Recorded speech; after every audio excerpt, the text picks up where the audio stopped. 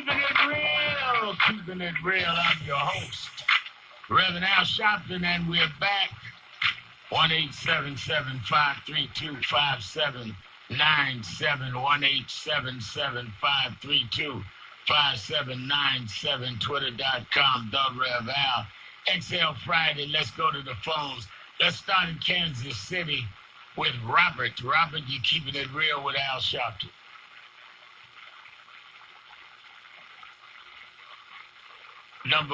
Line 2, Robert. Oh, yes, sir. Good afternoon, Reverend Sharpton. Hello? Yes, good afternoon. Oh, yes, sir. Yeah, I want to talk about this Clark case for a moment. I know you've been busy on it, but this is my view of this whole thing. You know, it's interesting when you hear the conversation that went on in the grandmother's backyard where they tell Mr. Clark, first they tell him, let me see your hands, which apparently means to me that they can't see his hands. And then when he shows them his hands, they start hollering the word gun, gun, gun, which turns out to be a cell phone. But this is what I find so interesting about the whole thing is that even when they thought that he had a gun, you never heard them give Mr. Clark orders to drop his weapon. I mean, even in the case of Tamir Rice, the officer claims that he told Tamir Rice 3 times in a row in less than 0.2 of a second to drop his weapon.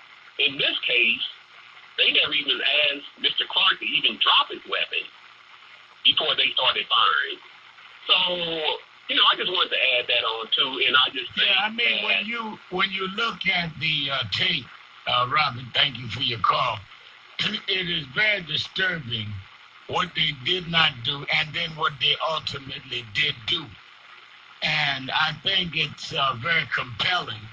And I think that there's more coming out. Attorney Ben Crump, who represents the families, holding a press conference today in Sacramento, revealing the findings from the independent autopsy that he and the family did on this case. So just stay tuned. There's a lot more coming, I can tell you that.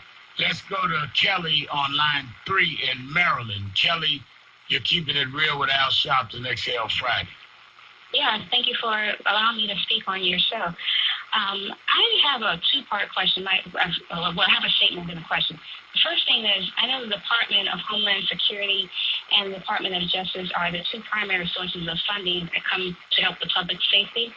Has anyone considered suing them with all the different terrorist acts that have been placed on Black men and Black women by police officers to compensate? I know it's okay to compensate the families for the death, the wrongful death, but it should be a collective suit for all these, or has anybody considered that for all these families who have lost individuals to police terrorist acts? You're talking about like a collective class action suit?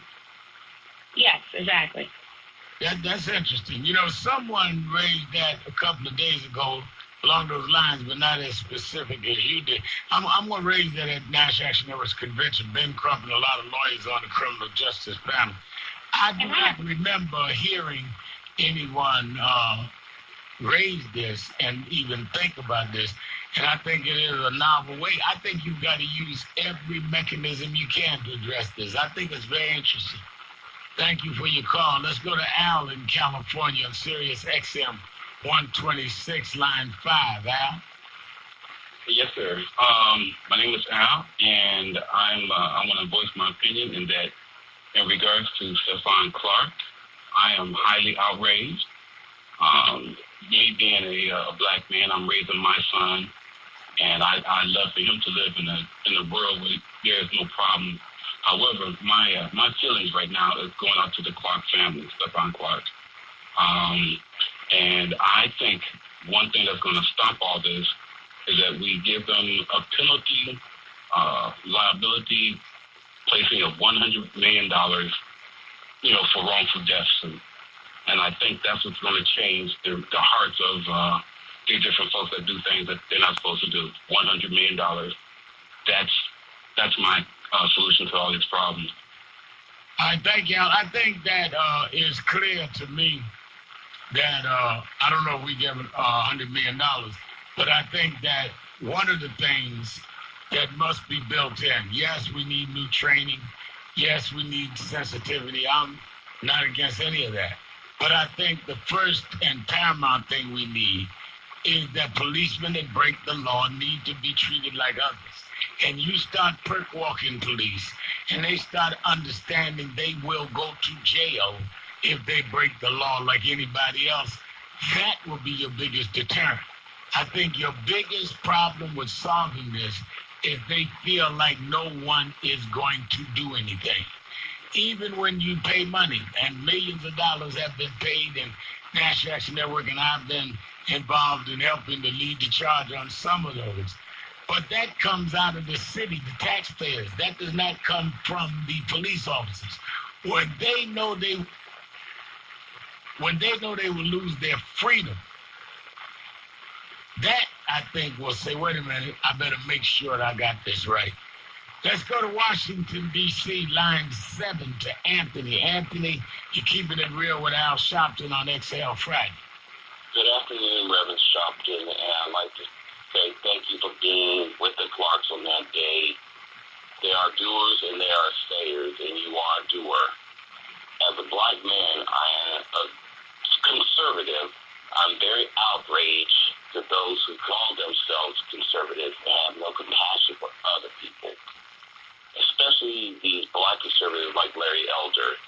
I'm very ashamed because this is a guy who thinks he's a leader or a so-called radio host, but then he cares more about white men and white people than I can't call him a black man because he is the most despicable person in the world. And when I say that there are doers, you are part out there. He's just all talk and no game. And he always talk about the percentage, and he talks about the percentage of black men and black, but really he's more for the white men.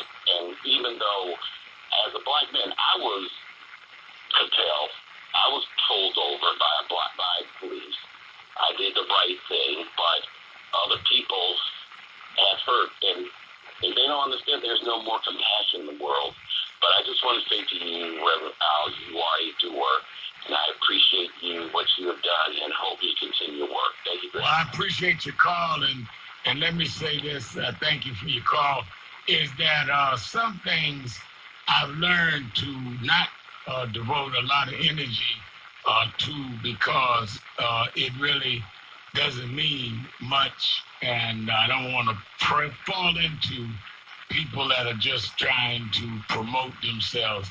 And the gentleman you named is one of them. I never respond to discuss him. God bless him and whatever he's trying to do. Let's take a break. We'll be right back. Keeping it real. Sharpton, XL Friday, 1-877-532-5797. Be right back.